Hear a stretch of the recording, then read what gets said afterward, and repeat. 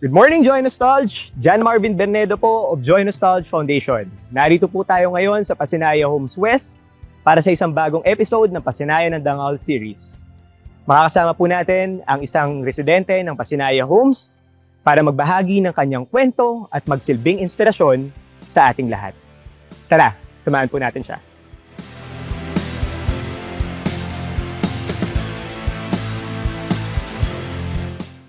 Hi Ate Daisy, unang-una, kamusta po kayo? Mabuti naman po. Right, so Ate Daisy, may mga katanungan po tayo dito na aking babasahin at sasagutin niyo lamang po. Ate Daisy, first question po natin, paano niyo po nalaman ang tungkol sa Pasinaya Homes? Dahil po sa mga kaibigan ko na nauna nga po silang kumuha dito and then sinabi nila sa akin. At sila pa yung nag-convince. At sa kanilang lahat, ako nga po yung naunang na-take out before sila lumipat. Bago mag-pandemic, nandito na rin kami. Nakalipat na. Ate Daisy, ano po ang mga pangarap mo para sa iyong sarili at para sa iyong pamilya? Ayun, yung maginhawa po, matiwasay ang buhay namin. At sa pamilya ko naman, ganun din naman po. Maging maayos ang buhay namin dito sa Pasinaya. Sa buhay na maginhawa, sa buhay na matiwasay, paano po nakatulong ang Pasinaya Homes na matupad ang iyong mga pangarap? Nakatulong unang-una, nagkaroon kami ng sariling bahay. Dahil after 7 years, nangungupahan kami before kami nagkaroon ng sariling bahay dito sa Pasinaya. At dito namin natupad yung pangarap namin na magkabahay ng sarili. Yun pong 7 years na yun, saan po kayo nangungupahan? Sa 13 lang po. Palipat-lipat, after 1 year, 2 years, palipat-lipat ng barangay. Walang permanente pagka nangungupahan ka nga. Pero pag sarili mo kasing bahay, talagang dito ka na mag-i-stay. Ate Daisy, ano-ano ang mga bagay na nagustuhan mo sa Pasinaya Homes at sa Pasinaya Community? Sa Pasinaya Homes po, ayun nga, sa mga nire-rent po kasi naming bahay, medyo malaki ang pagkakaiba. Kasi sa rent na bahay, yung ganito lang, walang taas. Dito sa Pasinaya Home West, may taas. Pwede kang magkwarto, may sarili kang sala, may sarili kang kusina. Then, sa komunidad naman, actually, itong Pasinaya West is malaki ang komunidad. Malaking community para sa mga napuntahan ko.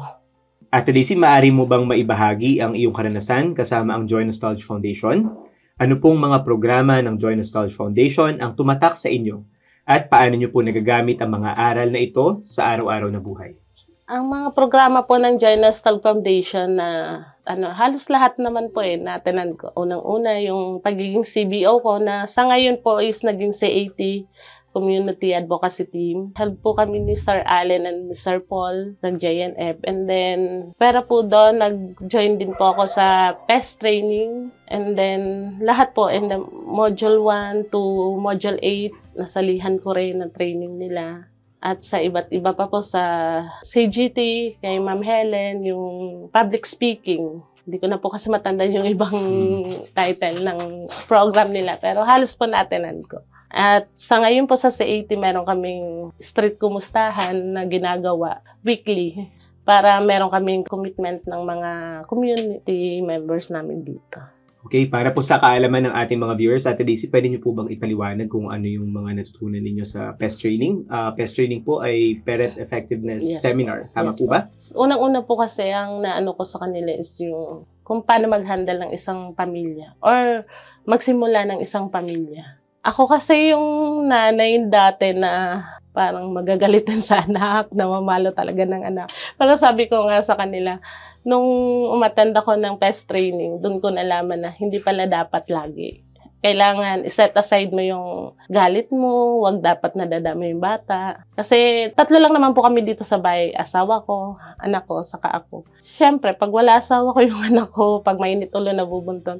And then nung naka-attend ng PES training, iba na papagsabihan ko na lang yung anak ko na alam ko naman yung anak ko is mabait. Talagang maano naman siya. Ayun lang, nanibago na rin siguro siya kaya medyo umano din yung ugali niya. Kasi naniniwala nga kasi talaga ako na kung gusto mong mamuno sa isang community, dapat simulan mo sa pamilya kung paano ka mamumuno. Sa usapin ng pamumuno sa community, nabanggit niyo po kanina that you're a community volunteer.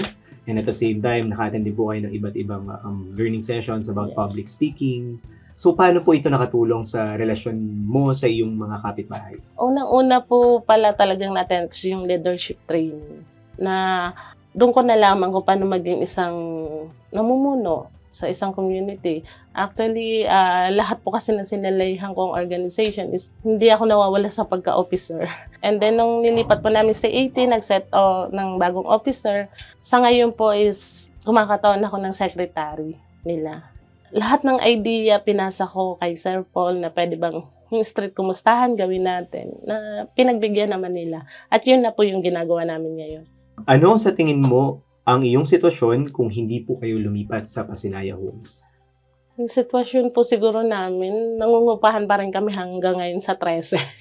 At sa 13 lang po kasi umikot yung buhay namin. Nandun lang kami. Na hindi ko nga pa in-expect na makakatira pala kami dito sa Naik. Kasi itong Naik yung parang pinaka-ano na dati bukid, walang buhay. Pero hindi namin in-expect na dito pala kami magkakabuhay. Magkakaroon ng sariling bahay, na bubuo ng pamilya ng tuloy-tuloy. Kung ikaw po ang tatanungin, ano po yung ayaw mo nang balikan nung panahon na nangungupahan pa kayo? Ayoko na pong balikan siguro yung nangungupahan kami na sa pagbabayad ng monthly rent. Kasi talagang medyo minsan may financial problem na delay. Ngayon, syempre makakarinig ka ng hindi maganda sa may-ari ng bahay. Yun po, ayoko nang balikan yung time na yun kasi hindi naman ako yung taong nagalit na yung magagalit pa ako. Yung pasensya lang din. Ganun po talaga. At kung ikukumpara po natin noon na nangungupahan kayo at ngayon na may sarili na po kayong tahanan, ano po yung pinagkaiba? Malaki pong pinagkaiba. Kasi pag-ibig kasi, pag di ka nakabayad ng isang buwan, wala kang maririnig sa kanya. Pero kailangan mo talagang magbayad. Pero sa experience ko kasi sa kanila, is marami namang programa na pwedeng i-apply kung may financial problem ka. Kaya sa pag nangupahan ka po kasi, pagandahin mo, sino po ba manginginabang nun? Although kami yung nakatira, once na umalis po kami, wala na. Kaya mas maganda yung sarili talaga po. Ate Daisy, para po sa inyo, ano ang ibig sabihin ng dynamism o pagiging masigla at bukas sa mga bagong ideya sa kabila ng mga pagsubok? Para sa akin po kasi yung pagiging masigla ko kahit may pagsubok, dito ako humuhugot ng lakas ng loob na hindi ako may stress. Mga problema ko nakakalimutan ko lalo pag may activity si JNF.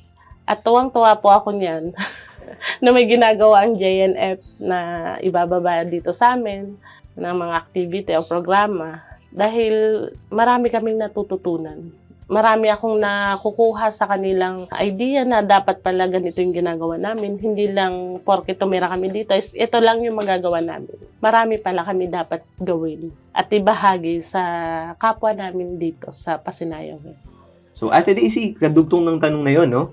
Paano mo po may pamamalas ang pagiging masigla at aktibo sa iyong pamilya at komunidad? Sa pagbahagi ko sa kanila ng mga kaalaman or mga natutunan ko sa mga activity, mga programang na attenan ko sa JNF. Sa pagbahagi ko sa kanila, natututunan din naman nila kung paano. At take note, hindi lang po ako ang uma-attend. Minsan nakakasama ko yung asawa ko sa PES training, pag kailangan na kailangan. And then pati po yung anak ko, madalas yung anak ko kasama ko. And then yung anak ko kasi parang sa age niya, matandain, lahat, may natututunan din siya. Hindi lang ako, kaya natutuwa ako na hindi lang ako yung natututo dito, pati pamilya ko. Ate Daisy, maraming salamat po sa pagsagot sa ating mga katanungan. Bago po tayo magtapos, maaari po bang magbigay kayo ng mensahe para sa buong Join Sculpt community? Nagpapasalamat po ako sa JNF Group, sa Join Sculpt Foundation, kay Mr. Nam. Meron po kayong programa na binaba dito sa Pasinaya Homes na marami po kaming natutunan. At nagpapasalamat din po ako sa mga JNF, sa HOP,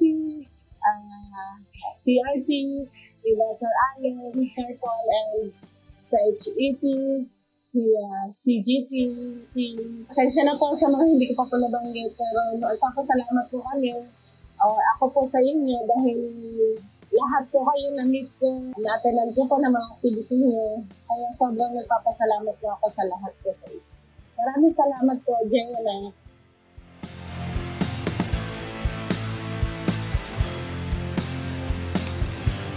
Muli, atin pong natunghayan ang kwento ni Ate Daisy at ng kanyang pamilya. Isang kwento na puno ng pagsubok, pagtupad sa pangarap, at pagpupunyagi. Si Ate Daisy ay isang aktibong miyembro ng ating komunidad na mangangarap magkaroon ng matatag, maginhawa, at panatag na komunidad. I hope we are inspired to continue the mission of not only providing homes, but also fostering a homeful and sustainable social housing communities. Maraming salamat po at mabuhay po tayong lahat.